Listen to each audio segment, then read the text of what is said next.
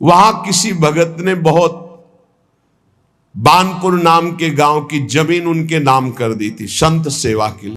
उन दिनों बानपुर में एक नया जो नवाब वो आया, वो बड़ा दुष्ट स्वभाव का था। उसने आकर देखा इतनी सुंदर लहलहाती अन्न की खेती और किसी की नहीं, किसकी है? बोले धारंदा में रहते हैं श्री श्यामानंद नाम के एक महात्मा, उनकी। वो दुष्ट तो था ही, आया आश्रम और बड़ा दुर्वचन बोला। नवाब था और आदेश कर लिया कि इनकी सारी संपत्ति अपहरण कर ली जाए, राज कब्जे में ले ली जाए। श्यामानंद जी ने विचार किया कि इस जमीन को कैसे छुड़ाया जाए, इससे तो बहुत से संतों का रोज भंडारा होता था। तो गुरु जी को अपने शिष्य की महिमा याद आई, रसिक मुरारी की। अब उसके यहां भेजा रसिक मुरारी जी को कि आप जाओ दुष्ट के पास। रसिक मुरारी जी भी चले तो उनके जो शिष्य जन थे उनको बड़ा भय हुआ। रसिक मुरारी जी के शिष्य जो थे वो नवाब की ही सेवा में कुछ पदरत थे, मुनीम जिसे कहते हैं, मुंशी मुनीम आदि पदों पे। उन्होंने देखा कि गुरुजी जा रहे हैं तो भारी अपमान कर देगा गुरुजी का, हो सकता है जान पर भी बात आ जाए, मरवा डाले। रसिक मुरारी जी को 3 दिन उन्होंने जबरदस्ती प्रेम से विवश करके अपने पास रखा। जब नवाब ने यह सुना कि 3 दिन तक हमारे भय से इन मुनीमों ने उनकी रक्षा की है रसिक मुरारी की, तो उन्होंने बुलाया उनको और कहा मुरारी जी। और वो अपने महल की छज्जे से देख रहा था राजा बादशाह, देखते हैं ये मत वाला हाथी कैसे मारता है, ये जो आ रहे हैं इनके गुरु, देखते हैं इनमें क्या चमत्कार क्या सामर्थ्य, आज हाथी के पैरों तले कुचलाकर इनको मार डालेंगे। रसिक मुरारी जी ने कहा कृष्ण कृष्ण कहो, कृष्ण कृष्ण कहो। घुटने टेक दिए हाथी ने, मस्तक रख दिया ये है, और धीरे शब्दों में कहा तुम हाथी नहीं हो, तुम भगवान के अंश हो, भगवान के दास हो, तुम्हें तमोगुणी स्वभाव उचित नहीं है, तुम अपने स्वरूप में आओ। हाथी को उपदेश दिया तो हाथी घुटले टेक दिया, और केवल घुटले ही नहीं, रसिक मुरारी जी के चरणों में सर रख दिया उस मत वाले हाथी ने, और अश्रु प्रवाह करने लगा। अत्यंत प्रेम से ऐसे दुलार कर रहे रसिक मुरारी, और चरणों में ऐसे मस्तक रखे अश्रु प्रवाह कर रहा है। तब आपने भक्ति का उसके हृदय में दान किया, और संतों के पास तुलसी की माला रहती है, तत्काल बड़ी माला जो 108 वाली गले में ऐसे बांधी, मानो शिष्य बना दिया। कान में भगवान नाम दिया, गले में माला बांधी, और कहा सुनो तुम्हारा नाम गोपाल दास है आज से। मतवाले हाथी को चेला बना लिया। अरे जब मतवाले मन को चेला बना लेते संत जल, तो हाथी क्या है? सबसे बड़ा मतवाला हाथी मन है, किसी की कोई भी अंकुश बात नहीं मानता। गले में तुलसी की माला पहना दी, कान में कृष्ण नाम सुनाया और कहा तुम्हारा नाम गोपाल दास है। और वो ये सारा का सारा दृश्य राजा देख रहा था। उसे देख करके अब रहा नहीं गया कि ये कोई चमत्कारिक महात्मा है, और कोई जादू तमाशा चमत्कार नहीं था, तो भगवान नाम का बल है। नवाब अब रहा नहीं गया, दौड़ता हुआ आया और श्री चरणों में गिर पड़ा, लिपट गया और कहा मुझे क्षमा कीजिए, मैं संतों का प्रभाव नहीं जानता था, मुझे क्षमा कीजिए। ये संतों के प्रभाव से दुष्टों का भी परिवर्तन हो जाता है। जितनी जमीन जब्त की थी वो तो वापस कर ही रहा हूं, कई गांव की और जो जमीनें हैं राजकीय विभाग के द्वारा अपहरण की, वो भी मैं दे रहा हूं।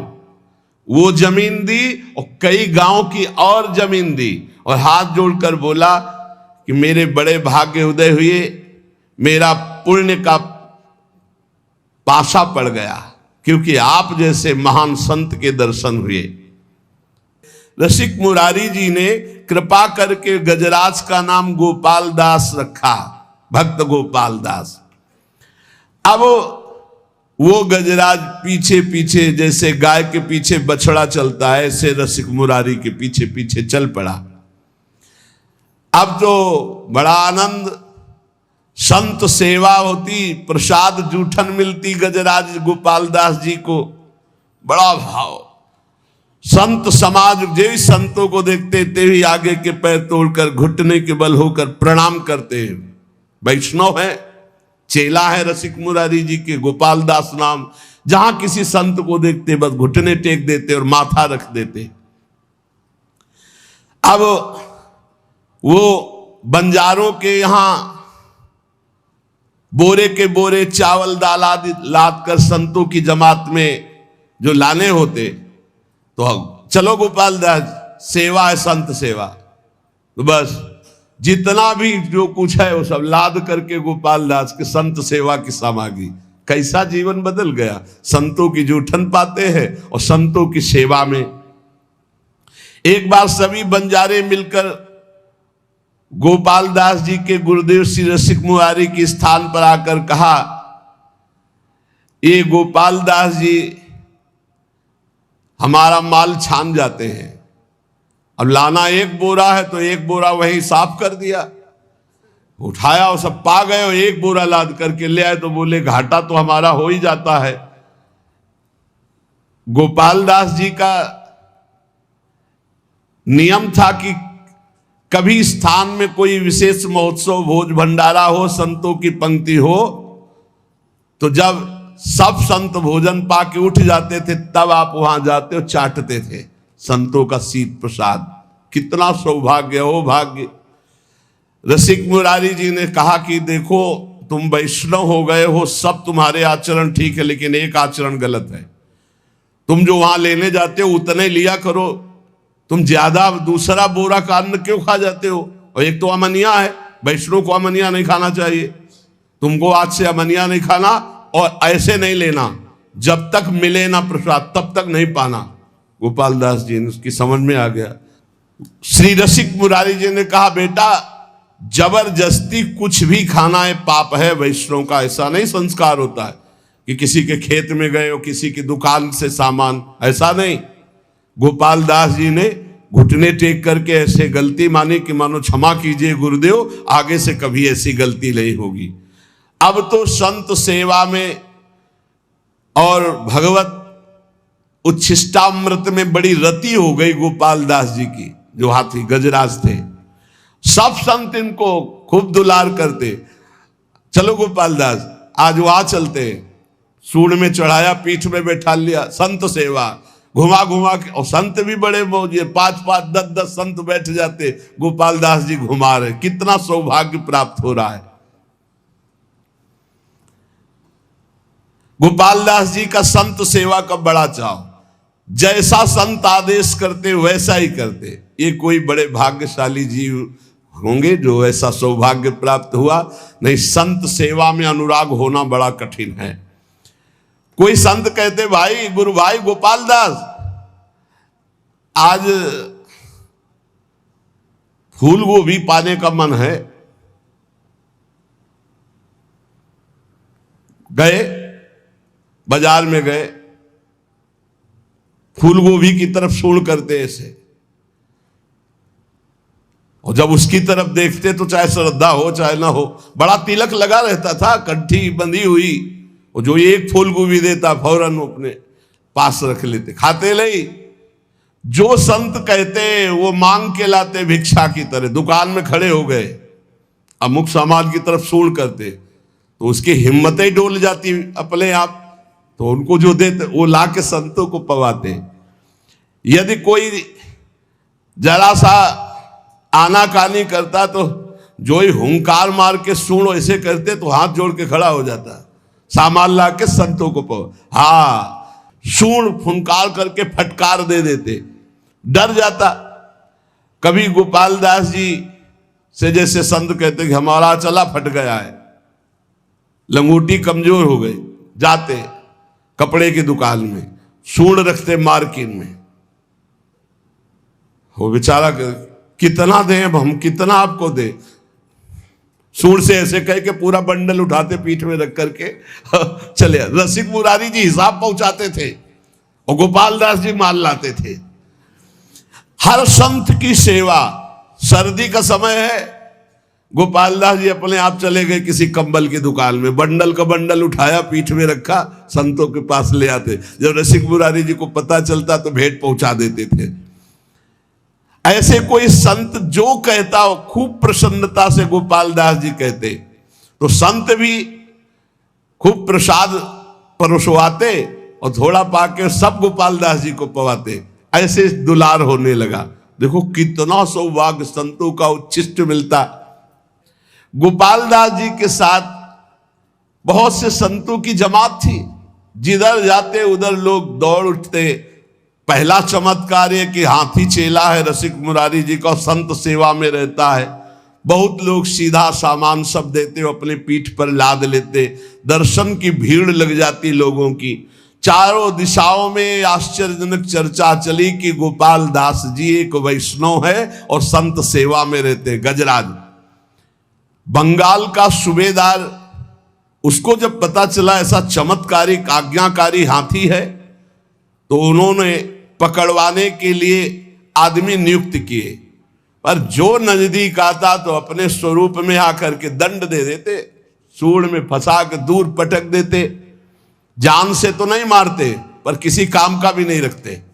गोपाल दास जी, हाँ तो जिन मुँह मारा तिन मैं मारे, ये सिद्धांत है, सेल्फ डिफेंस। हाँ तो सेल्फ डिफेंस में गोपाल दास जी जितने आते उनको। अब जो सैनिक आए थे वो वापस चले गए लद लुद के, बोले महाराज वो हाथी पकड़ में आने वाला नहीं है, भागवतिक शक्ति से संपन्न। बहुत स्वर्ण मुद्रा पुरस्कार में रखी गई कि ऐसा हाथी बंदी बनाकर हमारे पास लाया जाए। तब उनमें से एक के दिमाग में आया कि साधुओं को नहीं मारता है, आसपास टहलते रहते। तो एक दुष्ट साधु वेश में, वो केवल साधु वेश बनाया गोपाल दास जी को पकड़ने के लिए। दुष्ट था, छलिया, कपटी, पाखंडी। वो भेष साधु का बनाकर गोपाल दास जी के सामने आया। गोपाल दास जी ने घुटने टेक दिए। ये वेशधारी के सामने ये देखो कितना बड़ा प्रभाव। अब उसने गोपाल दास जी जब घुटने टेक दिए, तत्काल उसने बंदी बनवा लिया आदमी उनके थप, और गोपाल दास जी को ले गया। वहां जब ले गया तो जल और भोजन आदि अर्पित किया। एकदम नहीं खाया, क्योंकि संतों का जूठन, भगवान का प्रसाद पाने का गुरुजी ने नियम दिया है। कई दिन हो गए, न अन्न लिया न जल लिया, क्योंकि प्रसादी नहीं है वहां। सूबेदार के कहने पर बिल्कुल ना अन्न न जल, कुछ भी जब नहीं खाया तो सलाह ली कि क्या है, तो उनका शायद ये भगत है, इसको गंगा जी में ले जाया जाए तो शायद गंगा जल पान कर ले, नहीं तो ऐसे तो प्राण निकल जाएंगे। काफी दिन हो गए, कुछ खाया पिया नहीं। तो जे भी गंगा जी ले गए तो गंगा की जलधारा में खड़े हुए और गुरुदेव का ध्यान किया, अपने शरीर को छोड़ दिया। ये गंगा जी में जाकर देखो क्या सदगति हुई। एक कहां तमोगुणी हाथी शरीर, और कहां इतनी बड़ी निष्ठा कि गुरुदेव ने कहा कि बिना भोग लगाए अमनिया नहीं पाते। तुम बंजारे के यहां से अमनिया नहीं, ऐसे नहीं पाया। उस दिन से छोड़ दिया था, जल और प्रसाद ही पाते जो भगवद अर्पित, अन्यथा नहीं। अब वहां कहां भगवद अर्पित वैष्णव का मिले। इसलिए जब उनको विचार करवाया गया कि वैष्णव शायद ऐसे ना पिए तो गंगा जल तो पी लेगा, भगवान का चरणामृत है गंगा जल, तो गंगा जी में ले गए। तो वहीं खड़े होकर गुरु जी का ध्यान किया और जोर से पुकारा कृष्ण, और अपने शरीर का त्याग कर दिया। अर्थात भगवत प्राप्त महात्मा की जो सदगति, वही सदगति गोपाल दास जी की हुई।